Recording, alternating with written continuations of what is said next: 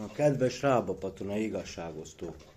A fehér kutyusok az enyémek voltak, de a tisztánlátás véget elmesélni mag mi kis kálváriánkat, jó? Ha már idézőjeles gazda vagyok, és stb. Mi kis történetünk úgy kezdődött, hogy Győr-Szemerén az én anyakutyám életet adott 7 darab kiskutyának. Ők a képen látható felnőtt kutyák, velük nem is volt semmi probléma. Aztán a következő tüzelésnél igazából tőlünk független okok miatt, zárójel, az anyakutya az enyém, az apakutya a sógoromé. Tőlünk igazából nem függő dolgok miatt született még egy dalom kiskutya, mivel kutyabarátok vagyunk, de nyugodtan mindenki nézze meg a profilomat, nem most tettem föl a képeket, nem most arról van szó, visszavezethető szépen minden. Szerintem abból látszik, hogy mi mennyire undorító gazdák vagyunk, mennyire felelőtlenek vagyunk, kedves Rába-Patonaiak, minden látszik.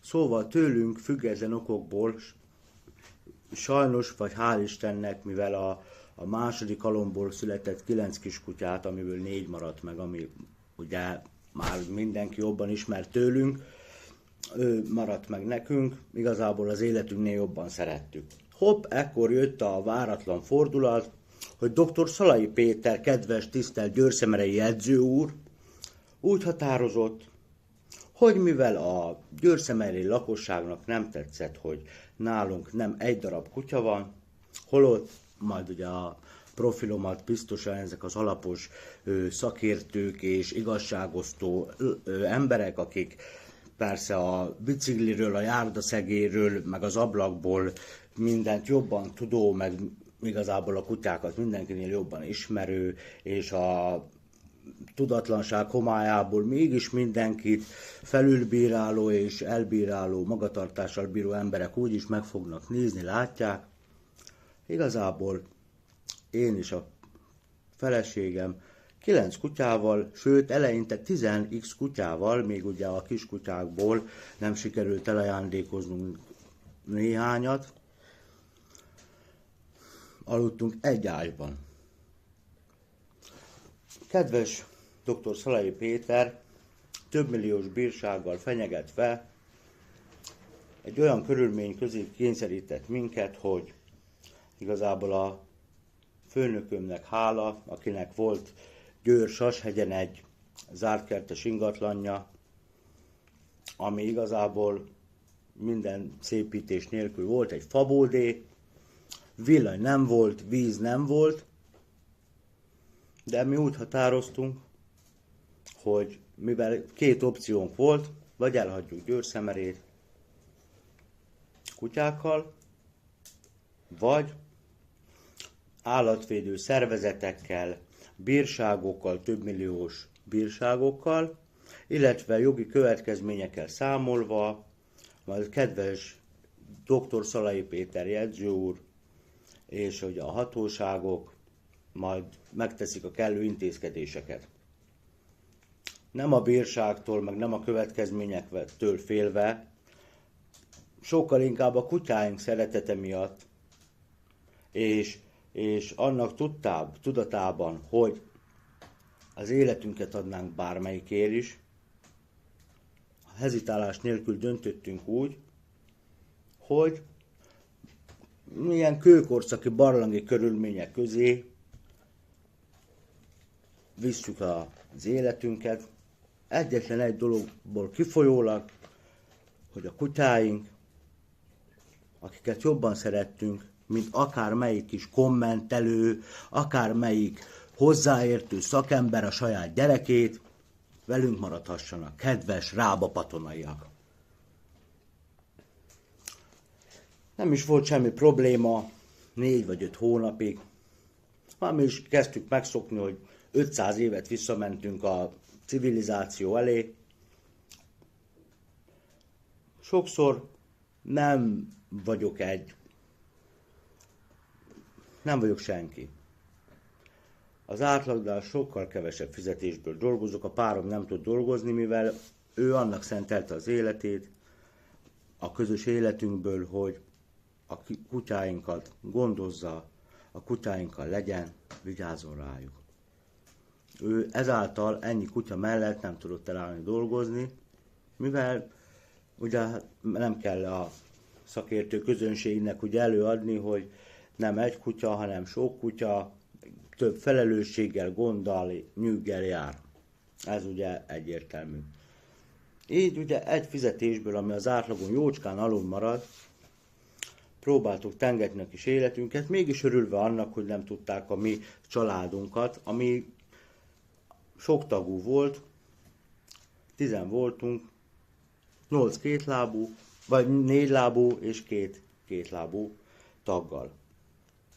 Aztán 4 hónap után a Sashegyi közönség megelégelte a kutyáinkat, őket zavarta az ugatás, aláírom, néhány alkalommal volt, hogy kiszöktek.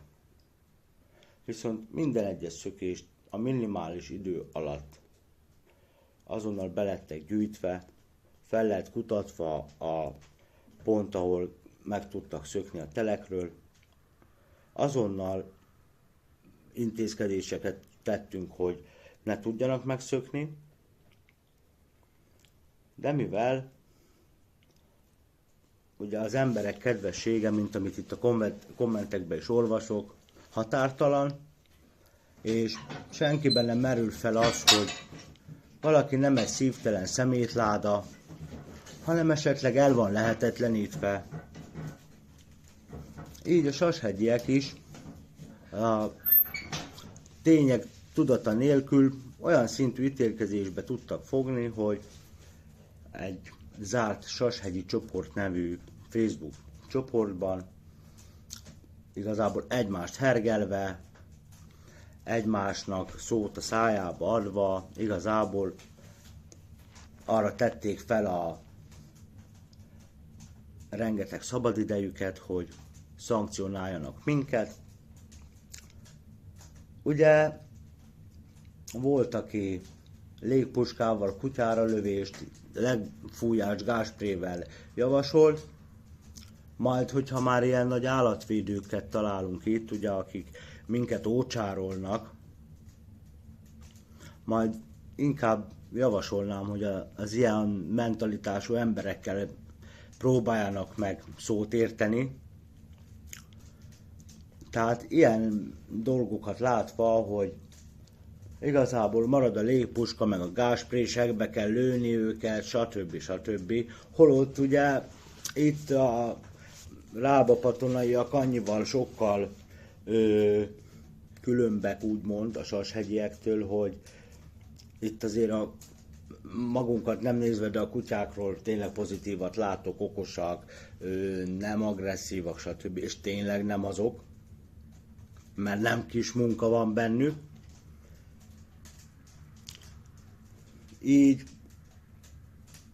ugye mivel megszűntek a szökések, de a sértettség nem csillapodott, ezért a zártkerti ingatlan tulajdonosa mondta egy szép napon, hogy a jegyző úr, elnézést kérek, tudatlanságból és utánajárás hiányában a nevét neki nem tudom, ő valószínűleg a győri, vagy nem tudom, hogy Győr-Sashegyhez kitartozik jegyzőről van szó, fölhozta témaként, hogy igazából a sok bejelentés miatt, illetve a sashegyi lakosságnak az elégedetlensége miatt, és a folyamatos megkeresések és zaklatások miatt igazából kötelezettsége az, hogy 1,5 millió forint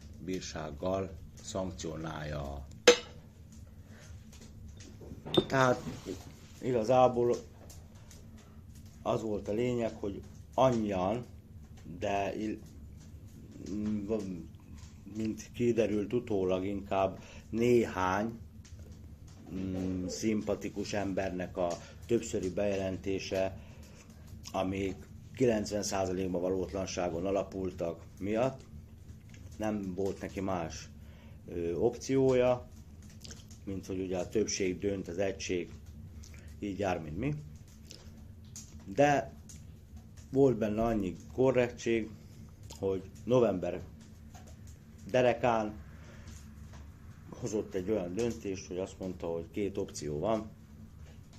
December elejéig el kell hagyni a telket ingatlan kutyástól. Ez esetben eltekint az első körben 1,5 millió, aztán ez csak meghaladó bírságoktól. Ugye két tűz közé szorultunk kis családommal, mert két helyre tudtunk menni. Az egyik, ahonnan elüldöztek, a másik meg ahonnan éppen elüldöznek minket. De az utolsó pillanatig kerestünk, minden követ megmozgattunk azért, hogy ha más nem, csak egy 100 négyzetméteres, akár a semmi közepén lévő drótkerítéssel, stabilan elkerített lakókocsival ellátott dolgot össze tudjunk hozni, hogy ne hulljon szét a családunk. Sajnos részben anyagiak, részben az időhiánya, részben a körülmények miatt ezt sajnos nem tudtuk megoldani. Elérkezett bizonyos december eleje, amikor jegyző úr bejelentette, hogy a holnapi nap folyamán délelőtt 10 óráig megtartjuk az ellenőrzést, hogy a megbeszéltekhez tartva-e magunkat, ele tűnnek a kutyák, illetve mi az előbb megbeszéltek szerint. Mivel ugye, mint mondtam korábban, hogy nem egy top fizetéssel rendelkezek, és egyedüli kereső vagyok 10 főre, a reggel folyamán 3-4 óra hosszát el kellett mennem dolgozni, mivel addig is kerestem valamit, mivel ugye 8 kutyát és 2-nket magunkat kellett ellátnom. Szereztem magunknak fuvarost, hogy szépen elpakoljunk onnan. Igaz, a korábban Győr-Szemerén tapasztalt ellenségeskedés semmibe véve terveztük azt, hogy fő alatt, amíg nem sikerül jobbat kitalálnunk, visszajövünk Győr-Szemerére, az eredeti lakhelyünkre kutyástól, és megpróbáljuk a lehető legkevesebb szemszúrást, a legkevesebb problémát szítani, ami miatt újra a céltáblára kerülünk. Ez egészen addig sikerült, de inkább csak elméleti síkon, még el nem indultunk, és valamilyen oknál fogva, nem tudom, hogy itt a úgymond politikai rétegnek az összejátszása, vagy mi játszhatott közre, de útközben kaptam egy olyan telefont a győrszemerei, mondjuk úgy győrszemereiektől, hogy nyugodtan jöhetünk, kutyák nélkül.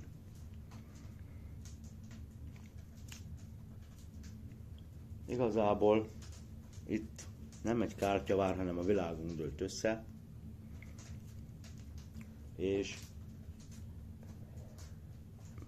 így tényleg a frankót elmondva, 2 fordulóval tudtunk elköltözni, így a szállítást illetően, úgy határoztunk, hogy mivel határidőre kell elhagynunk Sashegyet, megcsináljuk az első fuvart, és közben mindenki gőzerőkkel gondolkodik a megoldáson. Közben párom felhívta a győrszemerei edzőt, sírva könyörgött neki, felhozva neki azt, hogy nálunk gyerek státuszban vannak a kutyák. Igazából én hoztam őket a világra az anyjukkal ketten. Az anyakutya itt van velünk, ugye most is ilyen zord körülmények között ott fekszik az ágyon, mint egy utolsó kivert kutya, mert ő éheztetve, lesoványodva, mert igazából a páromnak a készséges munkája sajnos csak őt bírta rábeszélni a polgármesterre, hogy őt magunkkal hozhassuk, de nem engedtek többet, sajnos. Így nem tudtunk mit csinálni, féktelen telefonálgatásba kezdtünk. Ja, bocsánat, tehát párom sírva könyörgött a győrszemerei edzőnek és polgármesternek, hogy tavaszig csak, amíg egy kicsit valamilyen úton, módon minden követ megmozgatva, egy kicsit annyira helyre rakjuk magunkat, hogy keressünk valami helyet, ahova a mi feltételeinkkel és a mi körülményeinkkel tudunk menni, ahol már végre nem zaklat minket senki, mert ugye általában nem is abból volt az emberektől a megvető pillantás, meg a hasonló negatív kritikák, mert bármit is elkövettünk volna ellenük vagy a kutyák, hanem hogy hogyan lehet ennyi kutya, minek ennyi kutya. Aztán, mikor megkapták a választ, hogy mert mi szeretjük őket, mindegyiket én vettem ki kézzel születéskor az anyjukból. A mélyborok mindegyiknél ki volt szakadva. Nem sírtak föl, mivel tele volt váladékkal az óruk és a szájuk. Ezzel a számmal szittam ki, kedves győrszemerei kritikusok, az orrukból a váladékot, hogy levegőt kapjanak. Tehát mindegyiknek én adtam életet, én undorító szemétláda köcsög. Nem tudom, melyik őtök csinálná meg ezt. Zárójel bezárva. Tehát, mikor megkapták azt a választ, hogy igazából nálunk egyenrangú fél a kutya, mert ha mi eszünk az asztalnál, a kutyák is lesznek az asztalnál, ha mi lefekszünk az ágyunkba aludni, a kutyák is lefekszenek az ágyunkba aludni. Nem ki vannak rakva a kennelbe, meg a kutyaházba, hanem velünk alszanak egy ágyba. Sokszor olyan körülmények között, hogy inkább mi nem ettünk, csak ő nekik legyen. Mert voltak olyan időszakok, amikor munkámból adódóan egy olyan időjárási hullám következett, hogy mondjuk egy héten nem tudtam menni, csak egy napot dolgozni, de a kutyáknak nem lehetett mondani, hogy bocsi, esett az eső, és ti ne egyetek. Ő nekik meg volt mindig minden. Volt úgy, hogy mi nem ettünk. De ők igen. És ugye tovább menve a történetbe, minden követ megmozgatva próbáltunk keresni egy olyan embert, vagy egy menhelyet, vagy bármit. Tehát már végső elkeseredettségünkbe, úgy, hogy már a második fordulóval be voltunk pakolva a kocsiba, igazából csak a kutyáknak volt már hely. Közben visszaszámlálás indult, mire jött az ellenőrzés. A fuvarosom, akit felbéreltem, is jelezte, hogy lassan már egy másik helyen kellene lennie. Közben ő is az ismeretségi körét kimerítve próbált valamilyen megoldást találni a mi problémánkra, látva az, hogy mekkora csapás, mekkora törés ért minket. Úgyhogy reggel elindultunk úgy egyik pontról a másikra, hogy jól van, legalább hiába kell elmennünk innen, egy olyan körülmények közül, amit a szakértőink ugye el se tudnának képzelni, hogy emberek tudnak ilyen körülmények között élni, ami közé azért kerültünk, hogy a kutyáinktól ne kelljen megváljunk. Laktunk, és felhívtuk az összes győri, Győr-Moson-Sopron megyei, környező megyei állatmenhelyt, állatvédő, mindenféle szervezeteket, ahol azokon kívül, akik nem vették fel a telefont, vagy meghalva a kutyák számát, azonnal lerázásra adták a fejüket. Egyetlen egy olyan figura volt, aki együttérző szavakkal és valóban hitelesnek tűnő együttérzéssel mondta azt, hogy ő nagyon szívesen segítene, de így is igazából létszám felett van, ezért is nem említem a nevét és a helyet, nehogy problémája legyen belőle. Ő teljes mértékben átérzi a helyzetünket, de értsük meg, hogy sajnos így is a tűzzel játszik, mivel nem feltétlen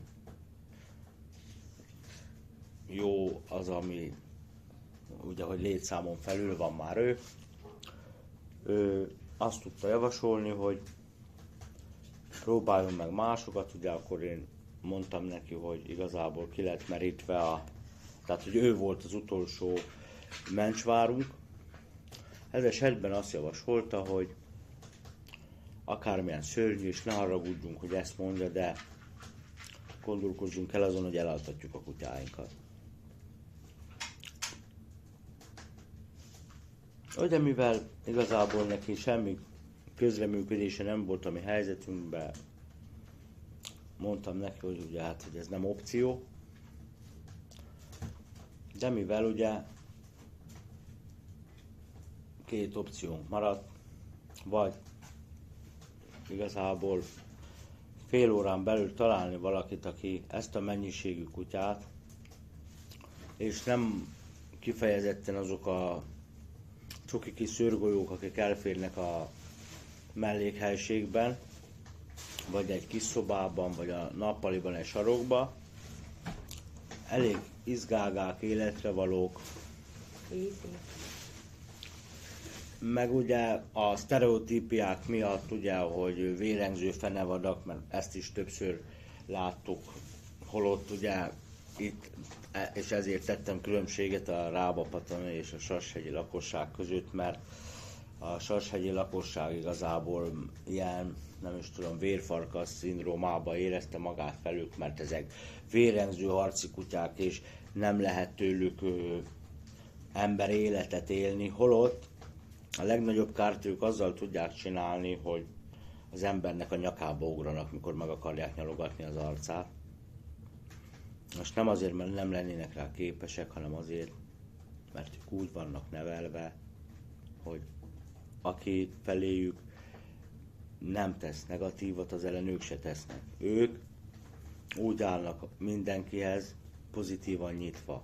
Persze, hogyha az előbb említett Sashegyi gázsprés, légpuskásokkal találkoznának, bár ilyen eset nem történt, de én azt gondolom, hogy akkor lehet, hogy nem nyalogatással indítanának, de igazából ez nem is ide tartozik. Tehát én erre garanciát merek vállalni, hogy valóban úgy, hogy tényszerűen alátámasztva olyan embert nem lehet erről a földről előteremteni, aki olyat tudna mondani és bizonyítani, hogy az én kutyáim neki bármilyen jellegű sérülést okoztak, mert ők nem azok a kutyák.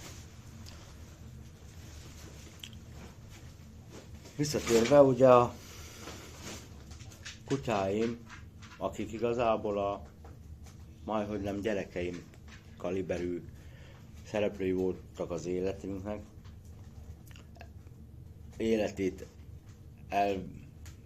elvenni hivatott dolgokra kaptunk igazából egyetlen egy opció szerint tanácsot.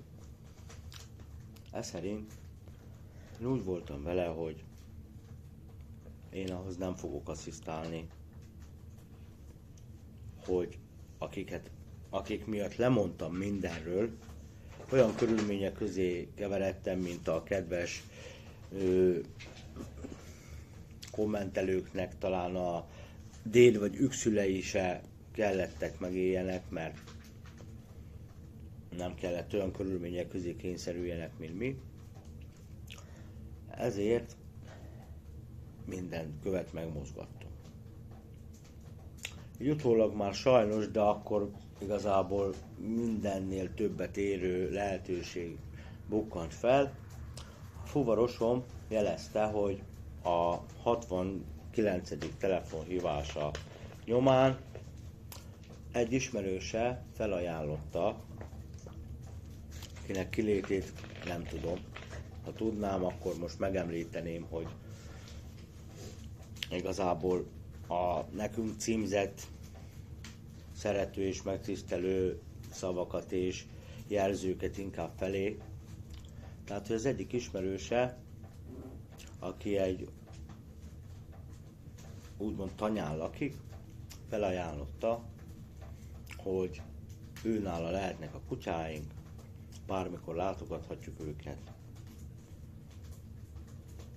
Igazából teljesen mindegy, hogy hogyan egyeztünk meg vele, de nem puszi alapon történt a dolog. Ezen felül még magunkat szinte teljesen kisemmizve, még 50 kg kutyatápra adtunk neki pénzt, hogy az következzen be, hogy a kutyáim azért nem esznek, mert valakinek önköltségen kell fedeznie az én kutyáimnak az ellátását. Kerültek hozzá a mi kis kutyáink. Úgyhogy igazából kaptunk egy telefonszámot, amit emberi időben, nem 0-24-ben, de mivel emberünk, hősünk, megmentőnk, ugye önellátó karakter lévén, munkahelye nem lévén, de viszont önfenntartó, valószínűleg nyugdíjas, ezért ideje teljében még a mi kutyáinkra felvigyázó és ezáltal is profitáló figura mondta, hogy igazából a reggeli óráktól a kora esti órákig, ahogy időnk engedi, akárha naponta, néhány naponta, hetente, bármikor nyugodtan menjünk a kutyáinkért, mert ugye neki is el lett mondva, hogy ez nem azért történik ez az egyesség, mert meg szeretnénk válni tőlük, hanem azért, mert igazából a hatalom, meg a politika igazából sarokba szorított minket. Ezáltal leköpködtetett minket mindenkivel, ugye veletek is. Így ahhoz a tényhez képest, hogy igazából a kutyáink, de mondjunk inkább úgy, hogy érzékeljétek a mi értékrendünket, a gyermekeink megölése helyett kaptunk egy olyan opciót, hogy lehetnek valahol, ahol bármikor meglátogathatjuk őket,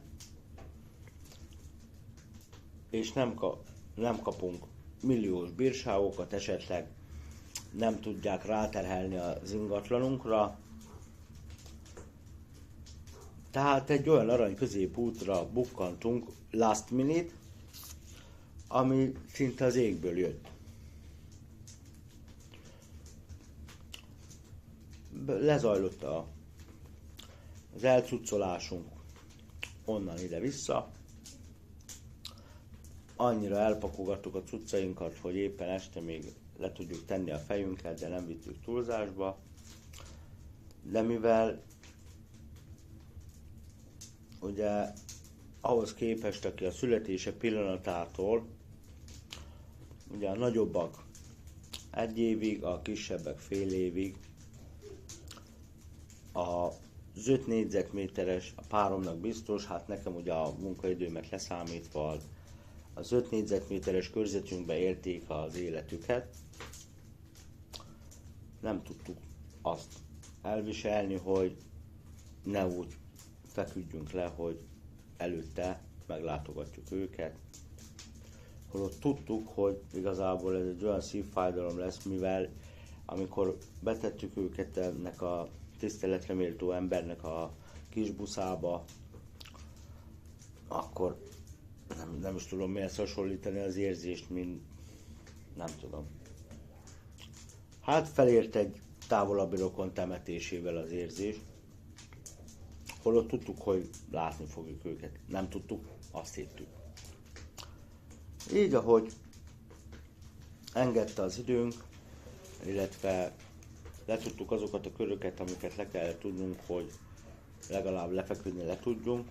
Ezt úgy kell elképzelni, nem szégyellem még most is zsákokba a cuccaink, mert igazából ennyire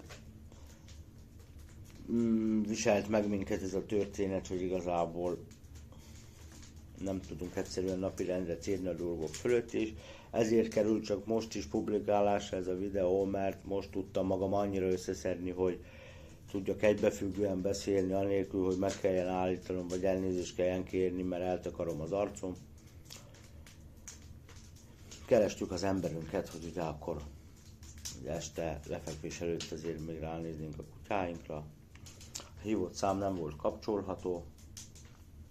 Hívtam a fuvarosomat, hogy hát, mivel a te ismerős, hogy létszi egy elérhetőséget, vagy egy címet mondj már, hogy hol tudjuk megtalálni. Hát ő nem tudta megmondani, mert azért annyira nem volt jó ismerőse.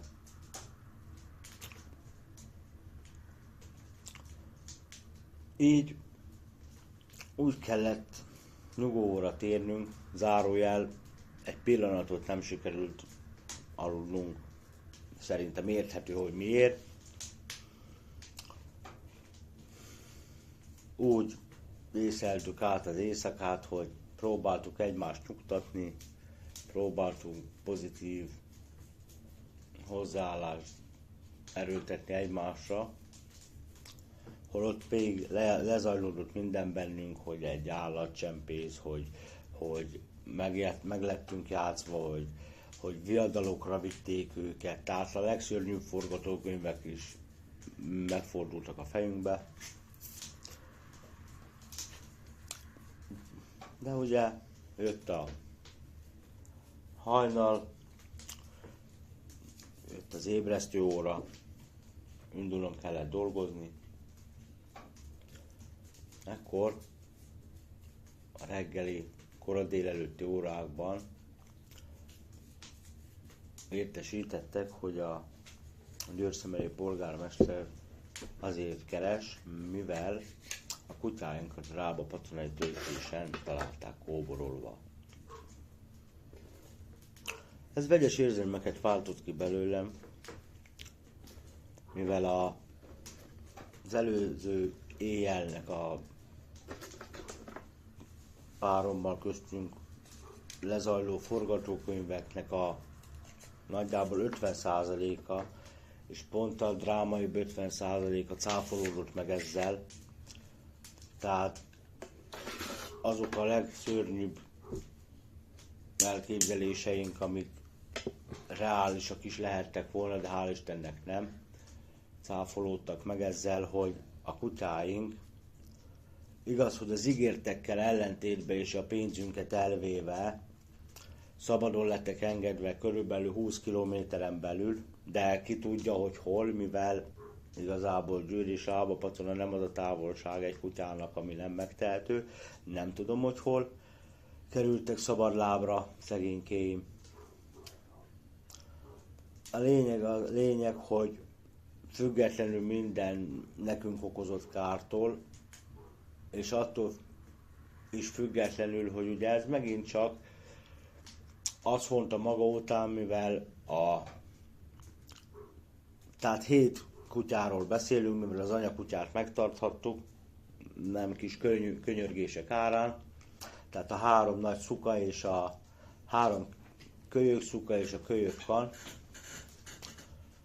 ról van ugye szó, ugye a 3 nagy az oltva csippelve van, hogyha valaki, mivel sajnos én még mindig el vagyok lehetetlenítve és meg van kötve a kezem, a szívem szakad meg, hogy ezt kell mondjam, de ha valaki szimpatikus és örökbe szeretné fogadni, és úgy gondolja, hogy ő gazdia lenne. Nálam itt vannak az oltási könyveik a nagyoknak. A kicsikét elkérte az ember, mert ő azt mondta, hogy ő el tudja őket adni. De mivel még mindig jobbnak láttuk azt, hogy ő adja el őket mint hogy el kelljen altatnunk őket, azt odaadtuk. A nagyoki azért nem került hozzá, mert éppen nem tudtuk, hogy hol van, mert már össze voltunk csomagolva. Azokét nálam nyugodtan jelentkezzen az, aki hálám üldözni fogja, szerető helyre kerül, nálam megkapja a kiskönyvét, mert ugye annyira undorító szemét gazda voltam, undorító szaporító, mert a Sashegyektől azt kaptunk, hogy 50 szaporítók vagyunk. És róluk, mert nem szeretjük őket, és nem nálunk megkapja a kiskönyvét. Igazából, mikor innen először elmentünk, én azt mondtam, hogy ha kell, akkor börtönt ülök a kutyáimért, de így józan észre átgondolva, hiába is tennék bármit, hiába is lázadnék bármit, igazából nem vagyok Isten. Hogyha az utolsó cseppéremig is harcolok a kutyáimért, akkor is utána is az lesz a sorsuk, mint hogyha magamtól úgymond beleegyezve lesz az a sorsuk, mint hogyha úgy lenne az a sorsuk, hogy én ki vagyok iktatva a képből. Tehát fájó szívvel, de nálam a kiskönyvek itt vannak, a nagyokét azt oda tudom adni. És ez az egész videó semmi másért nem született, de ugye majd a profilomat, vagy esetleg, hogyha valaki nem tudja megnézni, szívesen tudom dátummal, mindennel évekre visszamenőleg, akár az anyakutyával, mert ő közel 5 éve a kutyám, dokumentálni azt, hogy ők milyen sanyarú körülmények között idézőjelbe tengetik életüket. Ezért szeretném közölni is, nem azért, hogy kivonjam magam a felelősség alól, csak azért, hogy a kedves kommentelők és jó érzésű emberek, akiknek az első reakciójuk van, hogy mi milyen emberek vagyunk, megkérdezném tőlük, hogy ki az, aki egy átlag körülmények közül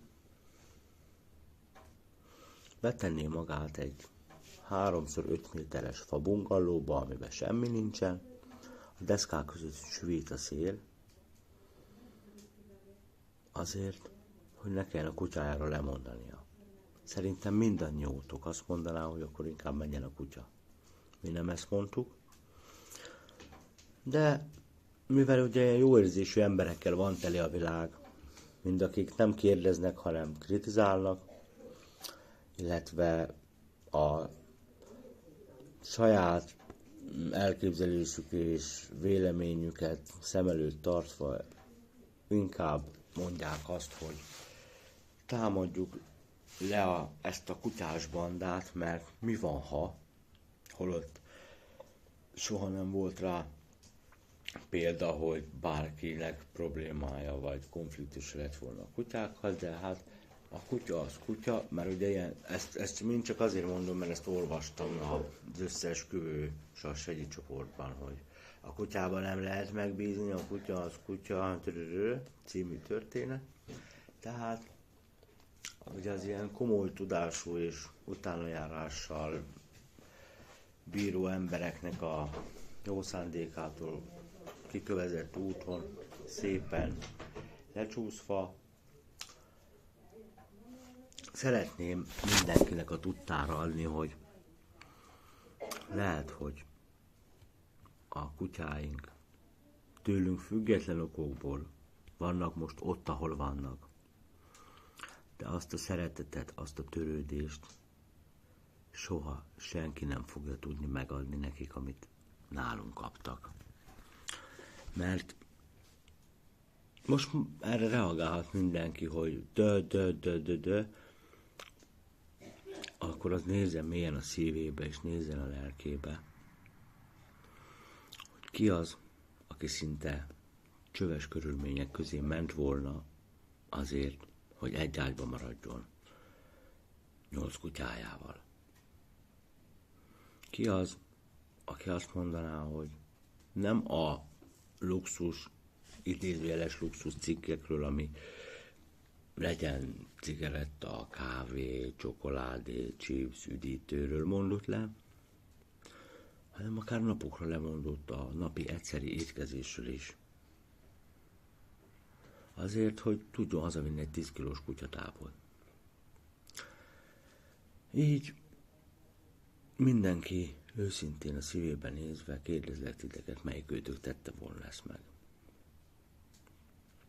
És szeretném, nem kérem azt, hogy bárki helyesbítse az eddigi véleményét, vagy valami. Azt az egyet kérem, hogy így, hogy igazából felszínre derült a valódi háttere a történetnek, mert laikusan én sem biztos, hogy másképp viselkedtem volna, főleg úgy, hogy én ennyire kutyacentrikus vagyok, vagy mi ennyire kutyacentrikusok vagyunk. Nem biztos, hogy én is azt kerestem volna, hogy mi lehet a dolog mögött, csak a magával, a ténnyel foglalkoztam volna, hogy ezek az okos, szelíd, szép kutyák, hogy kerülhettek utcára. Ki tehet ilyet? De mivel most a saját bőrömön tapasztaltam azt, hogy sajnos az ember könnyen kerülhet olyan kutyaszorítóba, ami ellen tehetetlen, ami hiába minden lemondás, hiába minden nélkülözés, hiába minden erőfeszítés, mégis tehetetlen ellene. Mert ugye kéz kezet alapon el van lehetetlenítve, hát én se gondoltam volna másképp. Viszont így, hogy igazából elmondtam, biztos, hogy maradtak részletek, de a történetnek a magát, a lényegét, vagy a gerincét, illetve a lényegi részét tekintve olyan dolog nem marad ki, ami bárkit másmilyen belátása bírna, mint az elhangzottak. Azt az egyet kérem, aki ezek után is olyan véleménnyel van rólam, amin én igazából felháborodtam. Olyan véleménnyel van rólunk, vagy rólam, ami igazából, vagy tud olyat mondani, hogy mit tudtunk volna jobban csinálni ettől, az vegye a fáradtságot, vagy ha helyzete vagy lehetősége nem engedi, akkor küldjön nekem egy üzenetet, de az legyen szíves ide ebbe a pacákba belemondani személyesen, mert meghallgatnám már, hogy igazából aki ebből a helyzetből okosabban vagy ügyesebben kijött volna, annak meghallgatnám a véleményét úgy személyesen, meg úgy megbeszélném vele, hogy igazából a lehetetlent, hogy oldotta volna meg. Attól szeretnék tanulni. De tényleg arra kérem, hogy akkor az ne kommentbe, ne olyan formákba, ami igazából személytelen, hanem akkor az a személyesen szeretnék beszélni. Sajnos igazából a szívünk és lelkünk tiltakozik ez ellen, de a józanész és a kilátások nem úgy festenek, mint akik záros időn belül be tudják teremteni sajnos azt a körülményt, ami, mint kiderült, ugye a nagy európai és nem is tudom milyen világnak a követelményeit elő tudnánk teremteni ahhoz, hogy igazából ugyanúgy éljünk a kutyáinkkal, mint eddig, csak éppen ne tudjon senki belénk kötni. Sajnos ez nem úgy néz ki, mint amit addig elő tudnánk teremteni még a kutyáink nem kerülnek valahová.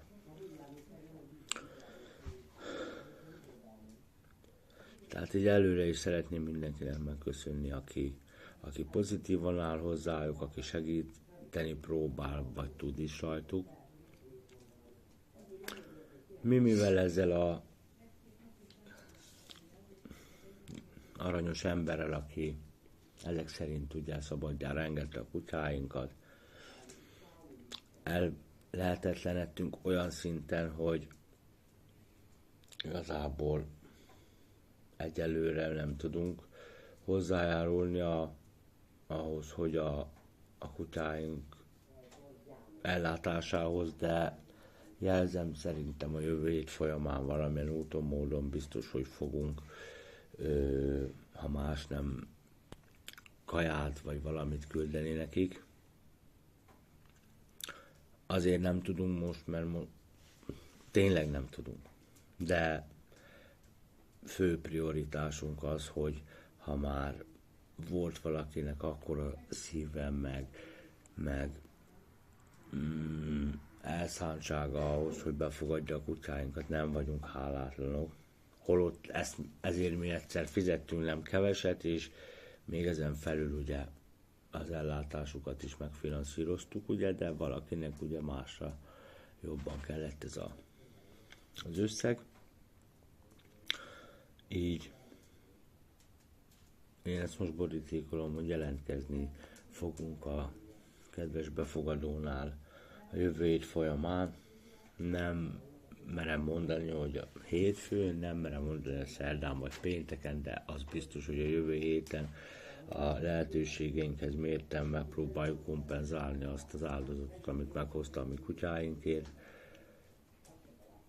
Ismeretlenül, igazából teljesen spontán, mert erre nem lehetett felkészülve, mi se voltunk. Igazából ennyi, nem szeretném tovább folytatni, mert most már egy olyan stádiumba értünk, hogy nem erőltetném a beszédet. Köszönöm szépen mindenkinek, aki megnézi, mindenkinek, aki talán így átértékeli az eddig általa gondoltakat, és jövő héten a befogadóval le fogom egyeztetni, hogy én mikor fogok neki tudni vinni ellátmányt, függetlenül attól, hogy mennyi, vagy lesz ott még kutyánk, vagy már más helyen lesznek. El fogom vinni neki a kis könyveket, mivel neki nagyobb szüksége lesz rájuk, mint nekünk. És akkor ő tőlem majd meg lehet informálódni azt, hogy mikor leszünk ott, aki esetleg kérdést, vagy éppen olyan dolgot szeretne nekünk mondani, amit ő szerinte jobban lehetett volna csinálni. Köszönöm szépen!